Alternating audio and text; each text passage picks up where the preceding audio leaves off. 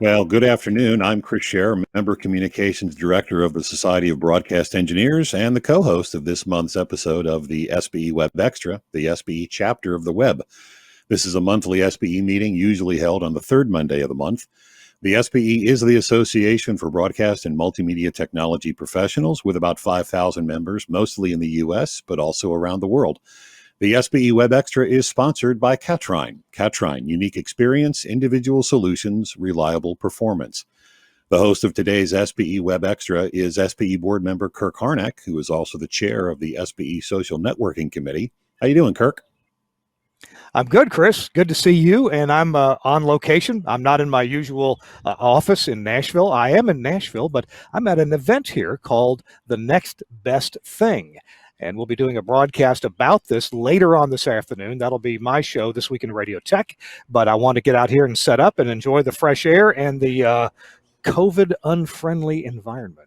We have lots of hand cleaner and social distancing here. So this is might remember years ago, a fellow named Larry Bloomfield did a taste of NAB after NAB. Well, there was no NAB this year, so Greg Dahl is doing a nationwide tour called The Next Best Thing. And this show, SBE WEBxtra, is not about that, but here I am, and our show is about, well, I'll let you tell what the show's about. Oh, okay. Before we do that, we're actually going to get to the SBE member update for October 19, 2020, if that's okay. Perfect. Yeah. Perfect. Start off with the SBE held its national meeting and awards program on September 23rd. You can watch the replay of that on the SBE YouTube channel. Just go to sbe.org/YouTube. The 68-minute program covered the business of the society, inducted the SBE Board of Directors for their new terms, and recognized all the SBE award recipients, including the Robert W. Flanders SBE Engineer of the Year Award, the James C. Wolleman SBE Educator of the Year, and the new SBE Fellows, as well as a special presentation of the SBE John H. Battison Award for Lifetime Achievement. Nationally, we encourage that chapters might consider watching the playback as a potential chapter meeting. On October 1st, the SBE launched its updated website. The URL is still the same, sbe.org. The new site is mobile and tablet friendly, and it's built on a platform that will allow the SBE to provide more functions and services going forward. There are 3 webinars by SBE up on the calendar. On October 29 at 2 p.m., we present at 2 p.m. Eastern, we present virtualization, how it applies to your infrastructure. Virtualization has been around for years, yet some companies still aren't utilizing it. And by taking advantage of virtual technologies, they can reduce the needs of a physical infrastructure. Eric Sheldon, Senior Systems Administrator of the Hope Media Group in Houston, leads the course. On November 12 at 2 p.m. Eastern, you can watch Broadcasting During and After a Pandemic, What Works and What Doesn't. What started with 2 weeks to stop the spread has now become we must wait for a vaccine. So staying on the air is an ever challenging and changing for radio broadcasters. And for all broadcasters, this webinar is presented by some guy named Kirk Harnack, who is a senior systems consultant of the Telos Alliance. And the third one is November 18 at 2 p.m. Eastern. We present HD Radio Streamlined and Redefined 4th Generation Hardware. Alan Jurison discusses the new generation of HD radio hardware that combines the importer and exporter into a single appliance that simplifies operation while providing integral time alignment, among other enhancements. For more information on webinars by SBE, go to sbe.org/webinars. On the certification side, the next SBE certification exam window at local chapters is November 6th to the 16th. The application deadline for that has already passed, but if you'd like to take one locally in a local window, that window will be February 5 to 15, 2021. Can I say window any more times? The application deadline for those exams is December 31st, 2020. If a local chapter exam isn't convenient for you, private proctoring is available. Contact the SBE National Office for more details. And for additional info on SBE certification, go to sbe.org/certification. And that is your SBE member update for October 19, 2020. Kirk? Thanks, Chris, and welcome into another SBE WEBxtra, our monthly SBE meeting on the web, where we bring you, typically we try to bring you guests who normally couldn't get out to SBE chapters, and yet they have technical information, knowledge, expertise that would be great to share with SBE members. We bring you people from both the radio and the television, and hopefully other creative arts that have to do with broadcasting side of things. And today we bring you somebody who is absolutely no stranger to most of us in broadcasting. And I got to say that, in as engineers, we tend to spend time and effort protecting a lot of things around our broadcast facility. We spend plenty of time specifying, installing, and maintaining things like UPSs and surge protection systems. And we may even put lightning eliminators or reduction systems on our towers. But there's an area that that gets a little short shrift sometimes, and Paul Shulins, our guest, has become a real expert at preventing damage to a lot of the transmission system, antennas and hardline, waveguide, and coax, and combining systems. And so we're going to bring Paul Shulins in. And Paul, it's always a pleasure to talk to you. I learned so much, and I'm looking forward to our time together right now. Welcome in, Paul. Hey, thanks, Kurt. It's great to be here and always enjoy participating. Yeah, seen a lot of stuff in the last couple of years in particular that we can talk about today to help give people information to help better protect their transmission lines, whether it's radio or television, or if it's rigid line or heliax line. We always have these kind of issues that seem to crop up, and I'd like to get into a little bit of it today and tell you about some of my experiences and what I've seen and what I've done and what's worked and what hasn't worked, and why it's so important to look at protecting this precious commodity. I'm going to make an interesting analogy about the kind of protection that you do, and that is that there are thousands of broadcast facilities across the U.S., and every year, indeed every month, somebody's facility, somebody's transmission line suffers a burnout, a blowout of some kind. Maybe it's a small catastrophe, maybe it's a big catastrophe, and it doesn't touch so many engineers, but when it does, it's a big thing. And I'm going to compare it with something that's very contemporary, that it's on all of our minds, and that's COVID. I mean, if it hasn't touched our lives, we almost think it may not really be there or be that serious. But if it has affected somebody who you love, a relative or somebody that you know, well, it's a big thing, especially if somebody you love and has passed away from it. So yeah, I rarely think about the ultimate protection of my own transmission systems. I think, hey, a little ice gets on the antenna, the transmitter is going to back off. I personally have only taken care of a couple of combined systems, and they were pretty simple.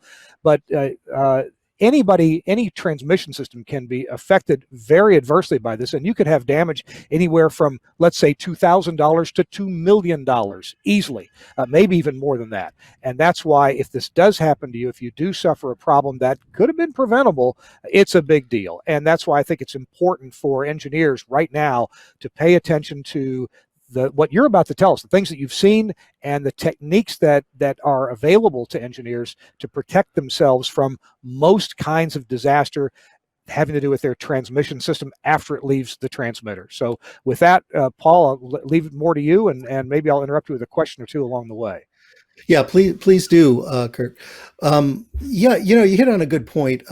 Complacency is something that I talked about a while back on one of your torch shows, and I think that has some bearing on what we're talking about here today, because you really don't usually think about transmission line failures. You think that in many cases they're so rare, and if you're not prepared for them and you're not thinking about that because it just never happened to you before, well, then what do you do when it really does happen?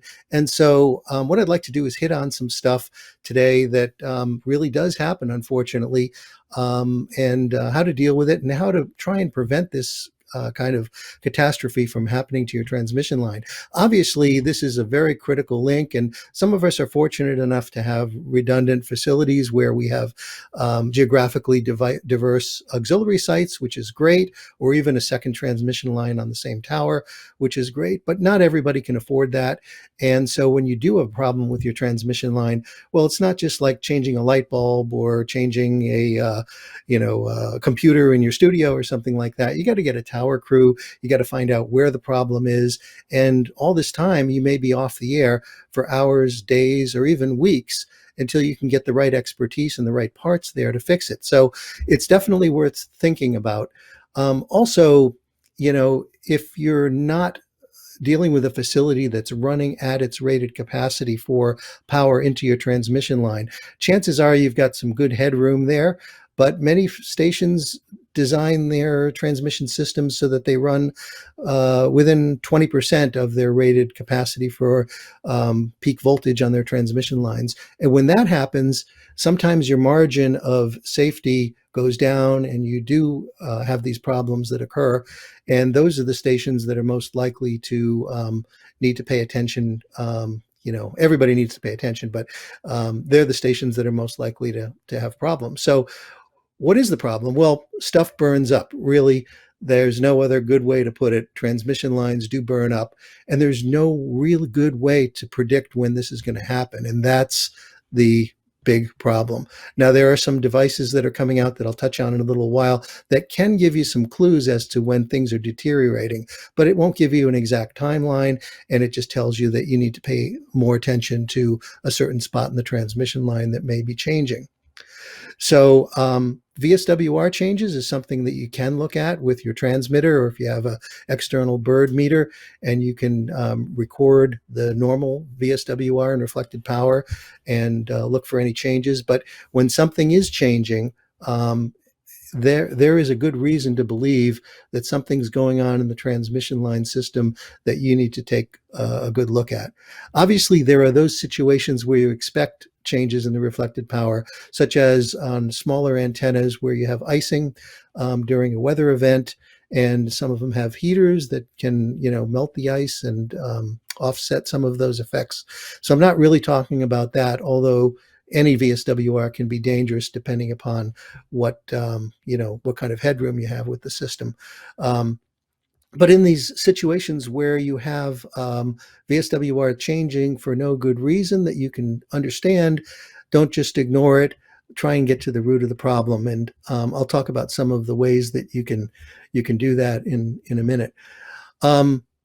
Obviously, when this happens, it's a big deal, especially if it's a large TV station or radio station that puts out a lot of power. Especially, we see this happening with combined systems where there are TV and FM combiners that, the transmitter output power into the transmission line can be in the tens or even hundreds of kilowatts.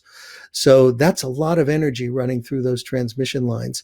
And what happens is over time, especially with rigid transmission lines, Mother Nature takes its toll. There are vibrations on the tower. The interconductors and the bullets shift a little bit. And when that happens, of course, there becomes a change in the reflected power. But more importantly, normally what we see is heating. And some of that energy, instead of being radiated as RF, turns into heat inside the transmission line because of the change in connectivity between interconductor and bullet, for example. And when that happens over a long period of time, the heat starts to build up. We could get arcing or we could get melting. And what happens there is, on a vertical transmission line anyway, a lot of the smoke and soot inside the line from the burning tends to fall with gravity. And so you don't have just one spot in the transmission line that might be damaged. You could have several feet or several hundred feet of transmission line that needs to be replaced. So you can just understand the kind of cost, not only in terms of material, but in terms of off-air time and labor that it would take to get that fixed. So nobody's immune from this. You mentioned the thing about soot can travel quite a ways, and I was just thinking, well, isn't there something you could do about that? But keeping soot from falling from where it occurs, or from billowing up and then falling and sticking in places, that goal of keeping it somewhere would be antithetical to the goal of pressurizing the entire transmission line, because obviously the gas has to get somewhere.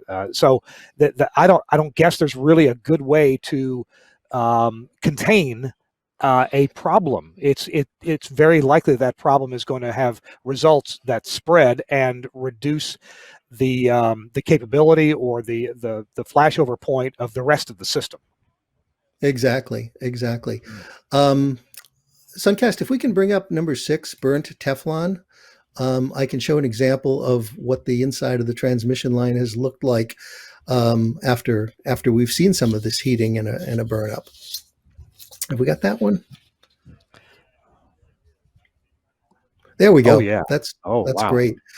So you can see, this is the result of, burning for a while, but it doesn't have to be. But, this kind of thing can be going on for a long time, and you can be on the air, and a lot of that energy that turns into heat can just be trapped inside the transmission line, and you get these kind of results. And of course, there's no cleaning this up. I mean, you've got to replace the transmission line inner, and you've got to replace the Teflon. And, this is all stuff that's custom and cut to length. So it's very labor intensive. And usually you're off the air for several days at least when you're trying to get this taken care of. So this stuff really happens. As you can see, Teflon starts to melt at about 620 degrees Fahrenheit. So it doesn't take that long when you're talking about kilowatts of power in the transmission line system that isn't being radiated, it's turning into heat. It does accumulate quite quickly and can cause this kind of damage. So this is how ugly it can get. And boy, I've smelt that burnt Teflon, and it is nothing to write home about. You don't want to smell that if you can help it. Is there any material is Teflon really the best thing to use, and that's why it continues to be used in transmission lines to hold the center conductor? Yeah, it's very stable in terms of its its physical dimensions, and it's a good dielectric. So it has the electrical properties that people want to maintain the proper impedance between the inner and outer conductor of the transmission line. If there was a better way to do it, and there are different ways to do it too. I mean, some transmission lines have foam instead of air. Of course. And those can still melt as well. The energy's got to go somewhere, and that can be a real mess when the foam melts. One thing I did want to touch on was many systems. I worked in Boston for Greater Media for many years, and we had a combined system there for 30 plus years now it's going on, and we've never had a burn up there. But we were fortunate enough to build that system with enough headroom so that even when things occur, you're not likely to get to that flashover point with arcing or melt the Teflon. So it was, dual 6-inch lines, but we only had, I forget what it was, 30 or 40 kilowatts going up the tower. So it was really overbuilt. But not everybody has that luxury. So when you're designing these systems and you put some headroom in, it's usually not that kind of headroom. And that's why eventually everybody, I think, with that kind of headroom is going to run into these problems, not due to installation errors necessarily, but just due to time, because Mother Nature and vibrations on the tower, they take a toll on this stuff. And, as the resistance changes, so does the reflected power, unfortunately. So it's a question of, unfortunately, for many people, when and not if you're going to have some kind of issues here. So I'd like to talk a little bit about what we can do and what I've seen done to save the day. Yeah, sure. And that is to, number one, you can constantly make sure that your transmission line is pressurized. That seems obvious, but I've seen a lot of transmission lines that have lost pressure and don't have proper telemetry on them to let you know that those lines have lost pressure.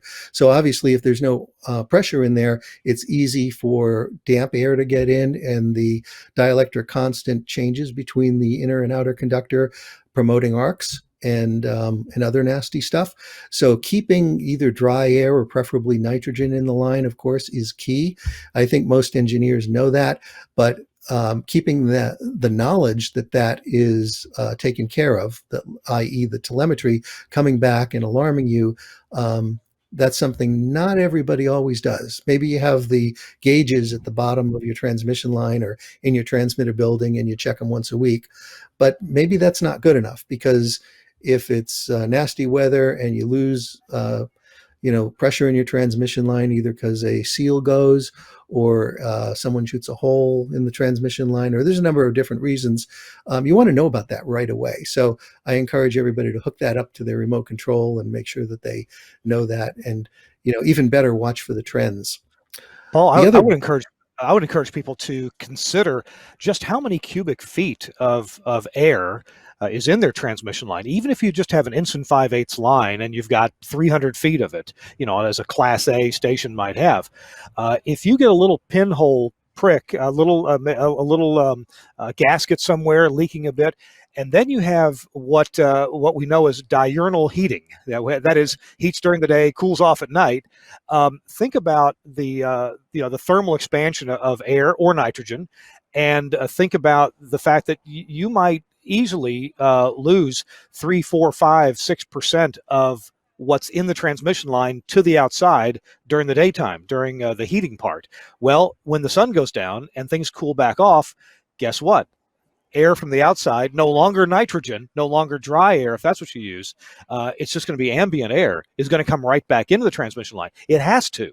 Until 6 or 7 or 8 o'clock the next morning when things start heating back up again, and that's going to result in that moisture laden air coming in over and over again. And it's not necessarily a small amount. It can be a rather significant amount of cubic feet of moisture laden air getting into your system every single day. And you do that a few dozen times, and pretty soon you've changed out all the nitrogen or all the dry air in your system, and all you've got in there is ambient air that is moisture laden. And when the things cool off at 6 o'clock in the morning, when things are coolest generally, you can get condensation inside your line, which is not where you want condensation. So I'm so glad you're pressing home the point about keeping the thing pressurized. But I have one question that just dogs me everywhere I go. How much pressure is enough pressure on your gauge? Well, that depends on what kind of transmission line you are pressurizing. Waveguide is much more sensitive because you don't want to deform the waveguide, which you can do easily if you have more than 1.5 pounds or 2 pounds of pressure in there. But I've learned that a rigid transmission line, I used to put between, say, 4 and 6 pounds of pressure in. And I've learned recently that there's nothing wrong with going higher than that. If you put 8, 10, 12 pounds of pressure into rigid transmission line, or even air heliax that's of 2 or 3 inch size or something like that, there's nothing wrong with that. You're not going to pop any seals or damage anything, and it gives you a little more headroom. And if you do have a leak, but what you were saying about air infiltration is really important because I think it's important for people to check their transmission lines for leaks. In other words, turn off your dehydrator or your nitrogen generator and get a digital gauge that you can put on there and watch it for a few hours or even overnight and see how much air you're losing. Now, you will see some changes because of thermal changes, but you don't want to see that go down to half of the pressure that you've got in there. And this is a typical picture of one of those pressure gauges. This one's made by a company called Keonce, and it's not very expensive. I think it's $200 or under, and it can give you quite good resolution. As you can see, this one is reading 4.66 pounds per square inch, and you just put it on your transmission system, and you can look at that in real time to see what's going on. Most dehydrators and nitrogen generators have calibrated leaks, so they intentionally let pressure out so that they can put fresh, dry air in. So in other words, you just don't have the same stagnant air inside your transmission line for weeks and months on end. So those systems are designed to run and not be perfectly tight. So that's one way you can keep those lines tight. Another thing I wanted to talk about, and this is probably just as important, if not more important, is interlocking your transmitter for VSWR. Of course, with combined systems, we do this all the time. But even if you have a single transmitter into a single line and a single antenna, don't depend on your VSWR protection on your transmitter to do anything. And we found this out the hard way because there's a difference between looking at reflected power and VSWR. VSWR is really what you want to look at, which is, has to do with the ratio of forward to reflected power. Reflected power is something that transmitter manufacturers look at for what they call VSWR foldback. If you depend on that, I've seen cases where the transmitter will fold back when it sees something wrong, but it's designed to keep you on the air, and it's going to continue to run for infinity at a lower power level, say 1 kilowatt or something like that. The problem there is 1 kilowatt into a bad load can do a lot of damage. So we've been talking with transmitter manufacturers to tell them, why don't you sense VSWR instead of just looking at reflected power, because you don't want to keep that transmitter on the air into a bad load because it could destroy the transmission line. So I wanted to put that out there for people to think about.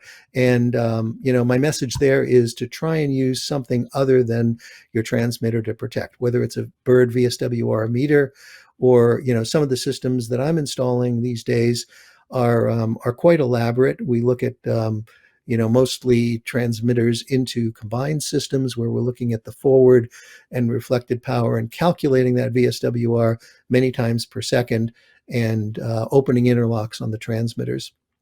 So that's really important.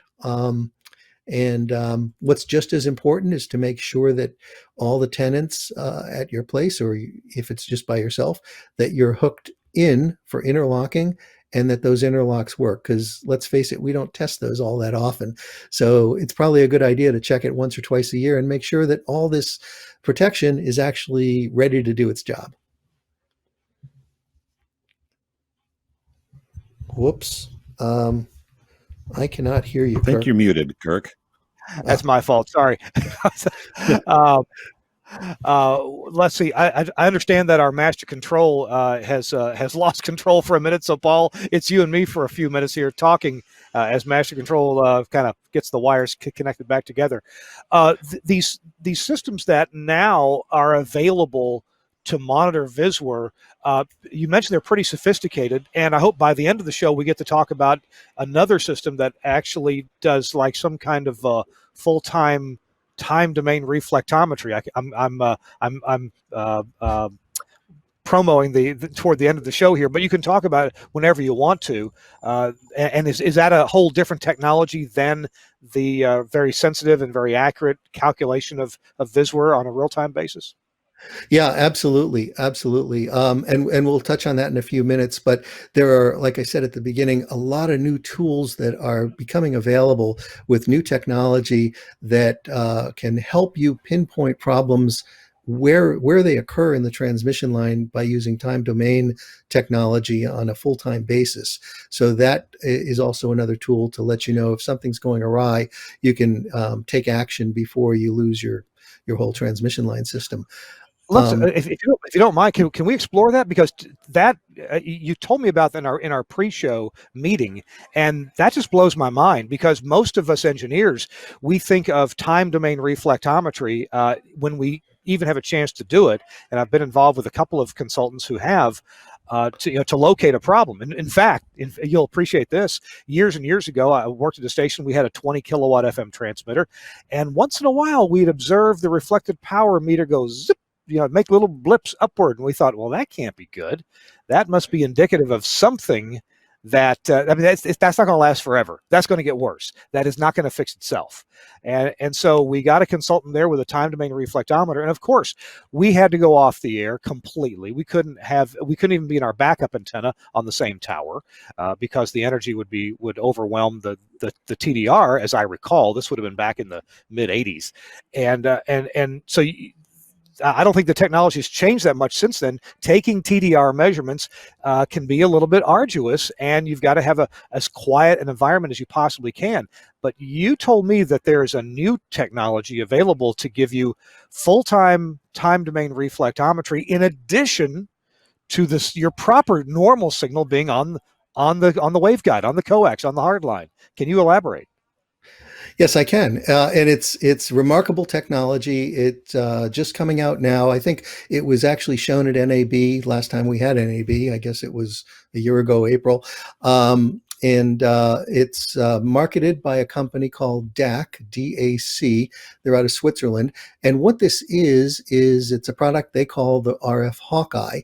And what it does is it's like a time domain radar full time. And basically you take a transmission line section, usually in your transmitter room, and you replace it with this piece that they manufacture that has the signal injector in it. And then there's a rack mount device that gives you all the telemetry from that. And the technology is that they inject a signal off frequency while you're on the air full time into your transmission line system that's meets all the FCC requirements for spurious radiation, that kind of thing. And it gives you a real-time picture 24/7 of the VSWR at different points in your transmission line. And there are all kinds of technical parameters you can set up for alarms, thresholds, and so forth. And you can actually pinpoint arcs, I believe, in this as well. So you get a real good picture of exactly the health of your transmission line. And should there be a problem, this not only tells you that, yeah, there's a problem, but it's at 632.3 feet from this transmission line test section. So you can send a tower crew up the tower and tell them this is exactly where it is. But more importantly, because you can do that with a TDR, like you say, but you have to be off the air generally to do that. And that's generally, too late. So the idea of using a product like the Hawkeye is that it can give you information on where the VSWR is changing. And you can take a look at that and send a crew up at your convenience more than in an emergency situation. So it's great technology. And, I think there'll be some other companies that also offer this in the near future. So our control room got the cables put back together, and we're going to try to buzz through some of these pictures that you can tell us about. This is the thermal line sensor, right? Tell me about this. Yeah, right. So I do a couple of things. I put together these systems that help protect against this kind of damage. One of the tools I have in my toolbox is to attach a metallic sensor to a transmission line section at a point where it might heat up. And generally, these are set to close at about 160 degrees Fahrenheit. Usually, the section shouldn't get that hot. If it does, it sends a signal to a computer, which can either alert you or, more importantly, open the interlocks so it removes the RF energy and prevents any further heating or damage to the system. We also take analog temperatures as well. So instead of a bimetallic switch, we'll put a thermal sensor on certain parts of the transmission line system inside the building. And what happens there is if the temperature, we'll track the temperature, usually runs, depends on the power in the system, but it usually runs maybe 20 or 30 degrees above the ambient temperature in the room. So we know what normal is. And if we see that starting to rise more than the normal delta between the room temperature and the transmission line temperature, we'll know something strange is happening and it'll call our attention to it. Do you ever monitor temperatures of line or other things that are quite some distance from the transmitters, or are the temperature sensors all pretty well in the building or nearby? Yeah, I haven't done anything outside the building. We typically, if it's a dual output system, we'll monitor the temperature of maybe sometimes the combiner modules with infrared. And then we'll monitor the temperature of the transmission lines, maybe the outputs. If it's a dual output or if it's a single output, we'll monitor that temperature. DAC also makes a product that can look at VSWR and temperature and humidity right up at the antenna. And they have a fiber optic link that runs up the tower to allow you to see what's going on, not only in the building, but up at the antenna, which is kind of like what we were talking about with the Hawkeye, but it only gives you a specific point right on the top of the tower. So I think the RF Hawkeye is probably going to take the place of a lot of these outdoor sensors in the near future. Well, infrared cameras are certainly a part of your toolbox. Let's take a look at picture number 2-FLIR1, and tell me how the infrared is part of your toolbox. And I understand you are just about to get some amazing certification in analyzing these kind of images. Well, infrared is a very useful tool. And unfortunately, you just can't go out and snap these pictures and pretend to understand what's going on. So you're right. I'm taking a class this week and getting a level 1 certification for thermography, which is kind of analogous to a radiologist reading x-rays, right? You need to understand what you're looking at. And there's a lot of tricks to understanding what's going on with infrared. So I hope to learn a lot more about that this week. But basically, combining UAS or drone cameras with infrared photography allows you to take a picture like the one you're seeing here, which is the top of a TV antenna. And you can see some spots where they're clearly warmer than others. And you might think that this is a problem, but in fact, these are actually power dividers that are supposed to be there behind the radomes in the TV antenna. And the beauty of doing something like this is you can record these temperatures along with the outside temperature and get all the environmental stuff in a package and send it to the broadcaster and say, here's your snapshot in time from July 22nd. And go back 6 months or a year later, come back and do the same measurements again and see if anything's changing. So this gives you, a view into what's going on inside the transmission lines and inside the antennas that we've never really had before. So I'm very excited about this technology, and I'm starting to offer it to some of my clients. It's going to be a great tool to be able to go back and reference stuff to. Let's take a quick look at image number 3 here, Suncast, the 1801 image there of the ERI transmission line, or the, looks like the, where we pick off the power reading. There we go. What are we looking at here? So this is an indoor sensor. Right on the directional coupler there where it says ERI, you see 2 rectangular silver boxes with end connectors on them, and those are hooked up to the directional coupler ports.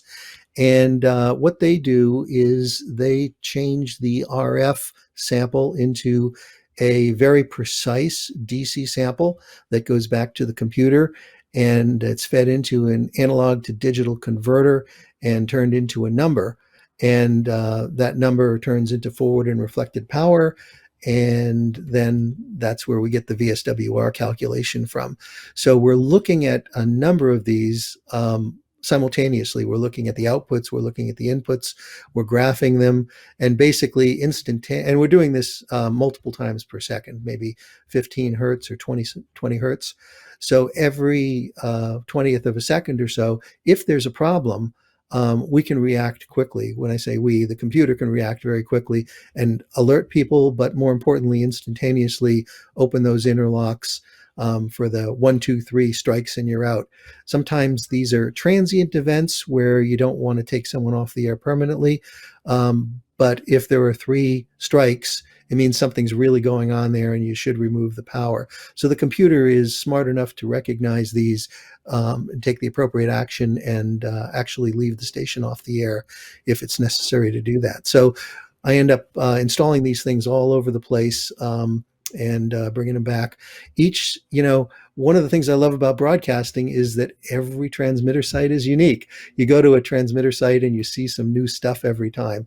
And the nature of these interlock protection systems is that they're all custom built, and they're customized for not only the broadcaster's needs, but for what really makes sense to protect their system.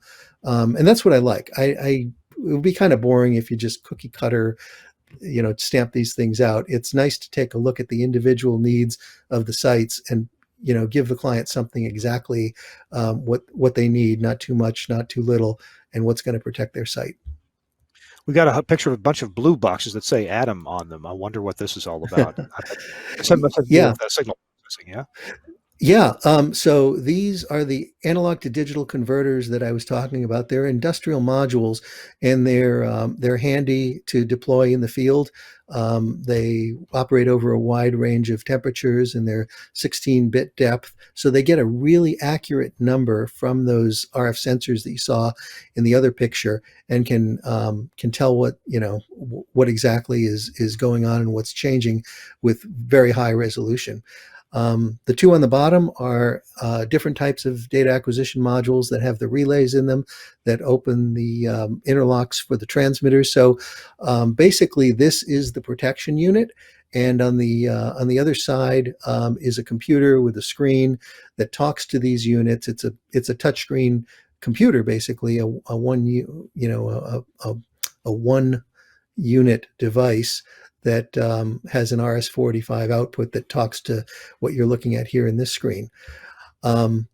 And you can see a lot of RJ45 plugs on the top there. Those are where those RF sensors come in with the DC voltages. And down on the bottom is where the interlocks go out to the transmitters. And there's easy ways to bypass those interlocks in case the in case the system needs to be maintained and worked on. You can move a jumper over and keep the station on the air. So I put a lot of thought into it after living, with the Prudential building in Boston for many years, figuring out what broadcasters really want and how to do this in a thoughtful way without, interrupting any broadcasts when things need to be maintained. Let's look at slide 1799. And Paul, I wonder if you could tell me, you had many years of experience on the Prudential building, a pretty iconic structure with plenty of radio there. I'm wondering, what failure modes were your biggest fears? Certainly you certainly got ice on the antenna from time to time, right? And that's a different kind of failure or a different kind of condition than you're looking for with an arc over condition. Yeah, that's right. And let me explain what this picture is. I was just talking about the computer, and that's what you're looking at here. It's a touchscreen computer, and you can touch the screen and go through various charts and graphs that show the history of what's going on. But this is, a photo of one of the sites that I did that shows power levels and VSWR. VSWR is in, you can see where the green bars are. It shows the VSWR and the forward and reflected power and so forth, as well as room temperature and transmission line pressure. So this connects to the A to D converters that you saw in the back. Up at the top, you see a switch that allows you to manually open the interlocks so that if you have a tower crew climbing, you can safely make sure that nobody's on the air for human safety purposes. Your question, I guess, was with regard to different modes of failure and what you're looking for. Icing, for example, that tends to come on gradually as the ice builds up. So there's a definite pattern that you can see with that. Sometimes the VSWR problems that are for other reasons take much longer to happen. Arcs obviously happen instantaneously, so there's a bunch of different failure modes. But that's why it's important, especially if there's not a weather event going on, to keep an eye on the trends or let a computer keep an eye on the trends so that if something is changing, you really got to pay attention to it. And it's hard for engineers to do that. We're all so busy, especially these days where there's not a lot of technical support where there used to be. So that's where automation comes in and can really help. If you have a system that a remote control, maybe you already have one that exists that can alarm on different thresholds, or maybe it can even take a look at trends. I know some of the more sophisticated remote controls can do that. By all means, if you've bought that, use those kind of capabilities to help warn yourself if something's going on. If you have a system that has high power and you don't have any kind of telemetry on there that can help you with that, there are some systems out there like what I do, or the RF Hawkeye. Spinner makes some systems as well. Spinner is a company out of Germany that makes switches and so forth, and I believe they have some safety products. Bird Electronics, of course, they make the Bird Watt Watchers. Use something in there to keep an eye on stuff, because the last thing you want is a big problem when you're the only guy, or there are very few guys to help support you, and all of a sudden you've got this tower problem. And like I said, I hate to be sound, like something bad's going to happen, but it's usually only a matter of time because of the outside forces of nature. And so this is, with a lot of the stations, the docket, 2040, 2030 stations that went on 20 years ago, those facilities are aging, right? And those antennas have been up there a long time. So Mother Nature has had a chance to vibrate them and do things that are going to change the characteristics. So they're even more important to watch. I can't help but keep thinking about the difference between between watching for a blip of reflected power, as I occasionally saw at a station back in the mid 80s, and just lucky to catch it, versus a trend line, maybe a trend line of worsening Vswr that's so slow that you don't even really notice it unless you compare if you were taking log readings, as you should, but if you were taking log readings and checking it and realize that, hey, when I installed the system, it was 1.08 to 1, and now it's 1.11 to 1, and it never gets lower than 1.11 to 1. I wonder what could have changed. And you're right, computers and reporting from software that's made to do that and helps you see that. Hey, we had 3 blips last night. Oh, well, there was a lightning storm going through. Well, okay, maybe we can explain that away. But 3 blips last night and 2 the night before and 5 the night before that, and there's no bad weather. Well, that ought to really tell you something that you need to go take a look. Speaking of taking a look, this is one of my favorite parts of our discussion, and that's little flying things that go sound like a beehive. We've got a picture coming up here. If Suncast can get to either of the drone shots, the one of the landing pad or the drone bristling with cameras, Suncast, if you want to be able to put one of those up. Thanks. What are we looking at here, Paul? Yeah, that's quite a monster, isn't it? This is a Matrice 210 RTK drone made by DJI. Most of you have heard of DJI. They make a lot of different types of UAS aircraft. This one is the one I've been using. It's particularly hardened to fly in high RF environments. That's the beauty of it. You can do these kind of surveys with everybody on the air at full power. In fact, that's what you want. For the infrared stuff, the camera on the right is an XT2 made by FLIR. It has a 4K RGB visual camera as well as an infrared camera. And usually you want to do this at dusk after the sun's gone down or right before the sun comes up in the morning so that you don't have a lot of solar loading that will decrease the signal to noise ratio of what you're really looking at. The camera, and by the way, you were asking the other day about pixel size and why is it so expensive to create these kind of infrared cameras? And I thought I would share the answer with you because after we talked, Kirk, I was curious about that too. And the reason is that it's the wavelength of light that you're looking at, and the pixel size for infrared cameras has to be much larger than the pixel size for visual light that we all are used to looking at. Therefore, to have a camera that will do megapixels would be not only terribly expensive, but terribly large as well. So it's not really practical. But you do have to have enough resolution to understand the thermal properties of what you're looking at.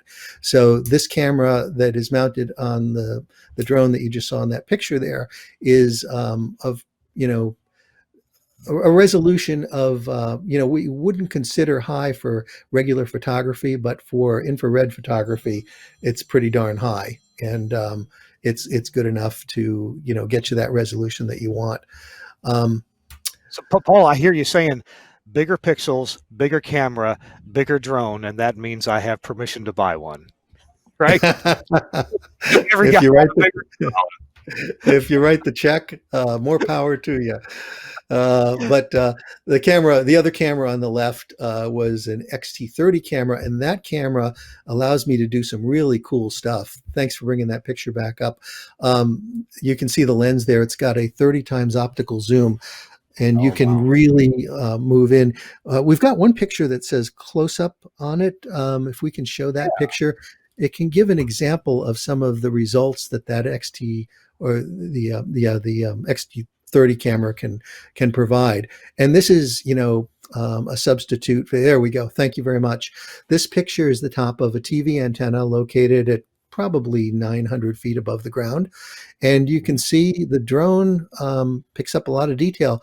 It was probably 15 meters from this antenna. So it's quite a distance, and you can see the screws are all intact and quite a bit of detail there. So you can also get different perspectives, different angles that a tower climber might not necessarily be able to get. So there's that visual component to it too as well that allows us to detect what's going on if there's a rusted bolt and nut there, or if there is a cotter pin that's missing or something like that. Those kind of things can be easily detected by drone video and drone pictures. This is a bit out of sequence, Suncast, but there's one picture that was provided to us.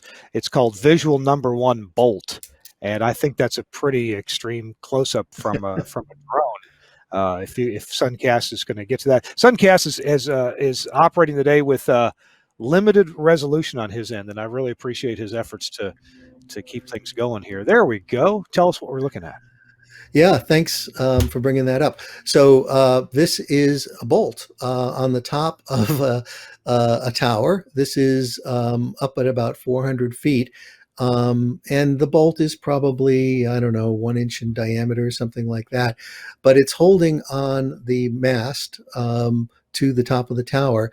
And you can actually see the lock washer, and you can see the bolt, and you can see that everything is intact. So to get this kind of shot, a tower guy would have to be right on the tower with a camera only inches away, probably, from the subject here. And here we are with a drone, circling the tower and doing whatever we want and getting all these great pictures without endangering any lives, without worrying about the weather, and without reducing any power on the transmitter. So we can do this literally anytime, and we can do it a lot cheaper and a lot safer than sending a guy up the tower. And I guess when you send him up the tower, you have an idea of what to send him with, what tools he's going to need, what to expect when he gets there, and not just make him take everything and be ready for anything. Yeah, that's right. And, I don't want to say that this is a substitute for sending someone up the tower, but it's something that can be done in addition to doing your regular tower inspections with a human being, and maybe on a more frequent basis. And you can save some money by doing that and catch things a little bit earlier, for safety reasons.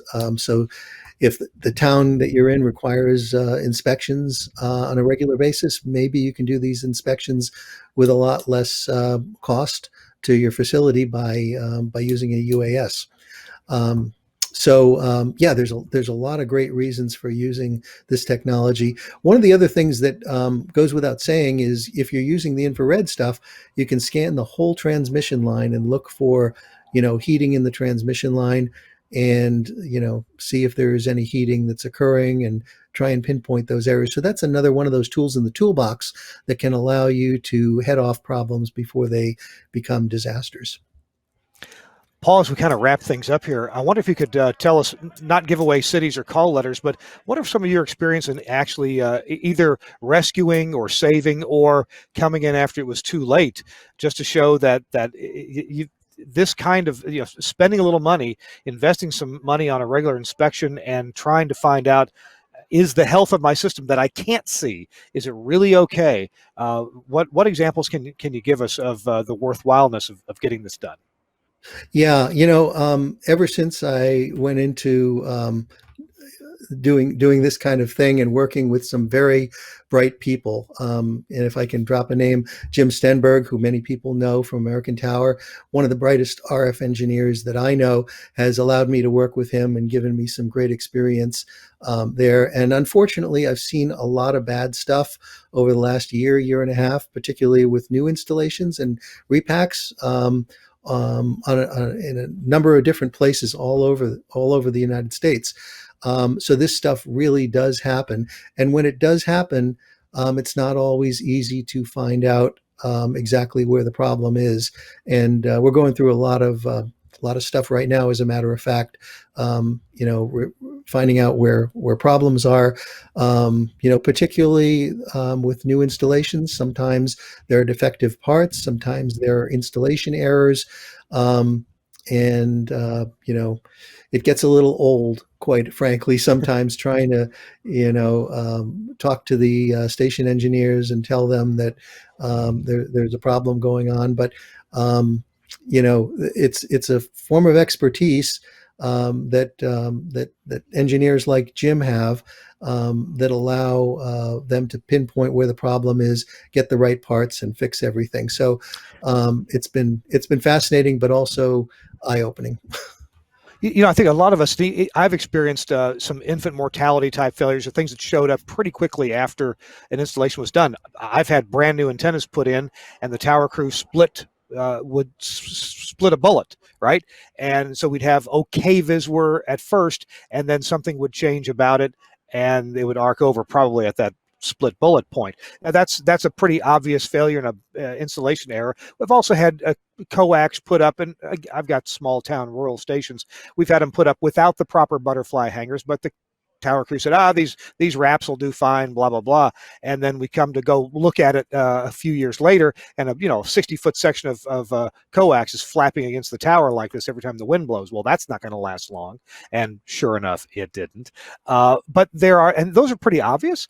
Well, obvious when you see them, but I know there's got to be more subtle problems that fall in the wear and tear category, especially if you've got long lines and you've got the problem of thermal expansion and things moving every day or every season, to new extents of their travel, shorter and longer because of the coefficient of heating of different metals. So these kind of things cause wear and tear, and eventually, you'll wear a hole right in your transmission line, and that's where the leak starts, and that's where the water comes in, and that's where the moist air comes in. So these systems, no matter how well they're put up, they still need to be looked at and problems found before they become a real problem, wouldn't you say? Yeah, and it's not only the leaking that you're talking about, but what I'm actually seeing more of is the change in electrical resistance between the bullet and the interconductor because of the vibrations. And that's a force of Mother Nature. And so, like I say, unfortunately, it's usually a question of when and not if. And that is the problem with more of the heating. And when, that burnup occurs, you just, like I was saying before, you don't burn up just that section, but it flows down, and there may be hundreds of feet of transmission line that need to be replaced, and that's a nightmare. So you don't want to get into that scenario. So getting back to what you were saying, looking at these trends and thinking about putting some VSWR protection in is really insurance. It's something, that might cost a little bit of money now, but it's going to save you 10 or even maybe 100 times, maybe even more than that, of what you invest in the protection system eventually, so that you don't lose on airtime and you don't have to replace hundreds of feet of rigid transmission lines. So it's, it's definitely worth thinking about whether it's an elaborate system like I've been putting in, or if it's as simple as a watt watcher, or as simple as going and programming your existing remote control to look at those trends. It's important to just do something and think about that, because you probably have the tools to do it. Just take advantage of that. That's my message. I'd like engineers, television or radio, to walk away from this conversation realizing that the protection offered by their transmitter may not be enough, and if you're doing everything else right and inspections and you're making lots of logs, fine, but there are automatic ways to have this done. And if you have a combined system where you've got a number of stations into a master antenna system, then you just almost can't afford to let this go to chance, or just you remembering to log a number. I think you've got to have, for the protection and for the fiduciary responsibility that you or your organization has to the other members in a combined system, you've got to have a system to really watch this and keep track of trends. Yeah, and I'd urge everybody to think about my comments at the opening of the segment where I was talking about VSWR foldback in transmitters, and that's sold as a feature. Don't depend on that to protect yourself. It's good, like I said, for some purposes, but it can really get you into a bad situation where your transmitter is just going to sit there and keep you on the air and run into a bad load, and then you're going to burn up your transmission line. We're trying to get transmitter manufacturers to pay attention to that and understand why it's a mixed blessing. It really is a double-edged sword. So having that extra protection with a watt watcher or something like what I'm doing is so important. Paul, I just realized we've got an hour, and I've got a hard stop. I've got some colleagues to meet, and so I'm going to jump in. Chris Scherer, can we wrap things up? Is there anything you'd like to get in at the end here, Chris? Well, we certainly can wrap it up. I want to say thanks to Paul for joining us today. Quite informative. I'm not the strongest on the RF side. I came into the audio world when I got into radio, but I always enjoy learning more and seeing more, and a few things touched on some of my past experiences too. So always fun to see. Thank you, Chris. And All right. yeah, I mean, my background is radio and audio mostly, so it's been great to expand a little bit here and learn a lot more about RF and help others along the way. And if anybody has questions or wants to get in touch with me, I'd be happy to answer any questions that I can, or put them in touch with people that know what they're doing and have more information than I might have. I think if you want to get in touch Very with good. Paul, just Google Shulins Solutions, and you'll find him right there. There's probably no other Shulins Solutions in the world, is there, Paul? I think I'm the only one. Having a great time, though. We'll put a link to that in the show notes. We got to go. Paul, thanks for being with us. Really appreciate your time and expertise, and look forward to it every time that you can spend with us. Thanks again. Great. Thanks for having me, Kirk. All right, Chris, back to you to wrap things up. All right, thanks, Kirk. Well, this has been the SBE WEBxtra, the SBE chapter of the web. We present this monthly, and we hope you'll join us each time. We'll post the replay on our YouTube channel, usually within a day, so you can look for it there if you came in late. The SBE WEBxtra is sponsored by Catrine, whom we thank for the support. Catrine, unique experience, individual solutions, reliable performance. And if you hold SBE certification, viewing the SBE WEBxtra qualifies you for 1/2 point in Category G for attendance, just like attending a local chapter meeting. And that does it for this installment of the SBE WEBxtra from the Society of Broadcast Engineers, the Association for Broadcast and Multimedia Technology Professionals. Thanks to our guest once again, Paul Shulins, and on behalf of Kirk Harnack, we'll see you next month.